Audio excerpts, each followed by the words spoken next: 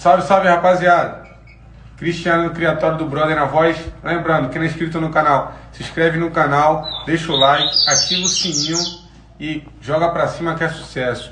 Meu trinca-ferro fica arrancando as penas do peito. O que devo fazer? Meu amigo, o que pode estar acontecendo? O seu pássaro está um pouco estressado.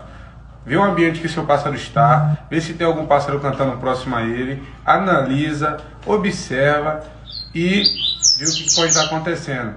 Segundo passo, um medicamento bom para isso, Hidrovit, isso mesmo, Hidrovit. É um medicamento que você vai botar na água do teu pássaro, conforme a bula, é um nutriente para o seu pássaro. Mas já fiz isso tudo, Cristiano, não está resolvendo. Último caso, pega teu pássaro na mão e passa Piosana, isso mesmo, Piosana, é um medicamento amargo que tu passa no spray. Último caso, antes de tudo, levar no veterinário, valeu? Se não tiver condições, pega essa